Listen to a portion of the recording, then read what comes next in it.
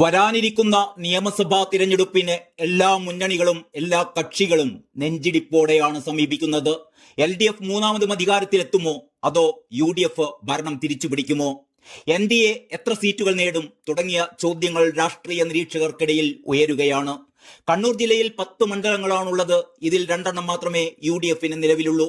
പേരാവൂരിൽ KPCC president advocate Sunny ജോസഫും ഇരിക്കൂറിൽ advocate Sajeev ജോസഫും. ഇത്തവണ അഴീക്കോടും കണ്ണൂരും പിടിച്ചെടുക്കാനാണ് UDF തന്ത്രങ്ങൾ മെനയുന്നത്. ഇതിനായി ഈ സീറ്റുകൾ വെച്ചുമാറാൻ പ്രബല കക്ഷികളായ കോൺഗ്രസും മുസ്ലിം ലീഗും തമ്മിൽ ധാരണയായതായി അറിയുന്നു. കണ്ണൂരിൽ മുസ്ലിം ലീഗും അഴീക്കോട് കോൺഗ്രസും മത്സരിക്കാനാണ് ഏകദേശം ധാരണയിലെത്തിയിരിക്കുന്നത്. കഴിഞ്ഞ തെരഞ്ഞെടുപ്പിൽ തന്നെ ഇങ്ങനെയൊരു നീക്കമുണ്ടായിരുന്നുവെങ്കിലും ചില സാങ്കേതിക കാരണങ്ങളാൽ അത് നടപ്പിലാക്കാൻ ആവാതെ പോവുകയായിരുന്നു. കണ്ണൂരിൽ അഴീക്കോട് നിന്നുള്ള മുൻ സാമാജികനും മുസ്ലിം ലീഗ് നേതാവുമായ KM ഷാജിയെ നിർത്താനാണ് നീക്കം.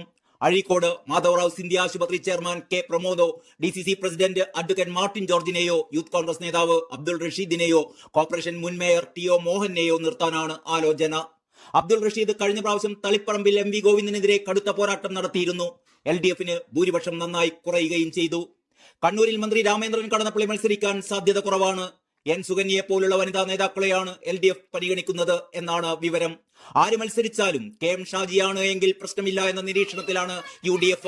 മുസ്ലിം ലീഗിന് നിർണായക സ്വാധീനമുള്ള മണ്ഡലമാണ് കണ്ണൂർ. അഴീക്കോടും ലീഗിന് സ്വാധീനമുണ്ടെങ്കിലും വിമത പ്രശ്നങ്ങളാണ് അലട്ടുന്നത്. കണ്ണൂരാണെങ്കിൽ ഇത് ബാധിക്കില്ല. അഴീക്കോട് കോൺഗ്രസിന് വേണ്ടി വിയർപ്പൊഴുക്കുകയും ചെയ്യും. PK രാഗേഷിന്റെ നേതൃത്വത്തിലുള്ള വിമത സ്വാധീനം പള്ളിക്കുന്ന് മേഖലയിൽ കോൺഗ്രസിന് ക്ഷീണമാകുമെങ്കിലും ലീഗിന്റെ ഒത്തൊരുമയിൽ ഇത് മറികടക്കാനാകുമെന്നാണ് UDFന്റെ പ്രതീക്ഷ. തദ്ദേശ സ്വയംഭരണ തെരഞ്ഞെടുപ്പിന് മുമ്പ് തന്നെ ഈ വെച്ചുമാറൽ അണികൾക്കിടയിൽ എത്തിക്കാനാണ് UDFന്റെ നീക്കം. ഇതിന്റെ അനുരണനം തദ്ദേശ സ്വയംഭരണ തെരഞ്ഞെടുപ്പിൽ പ്രതിഫലിക്കുമെന്ന് UDF നേതൃത്വം കരുതുന്നു.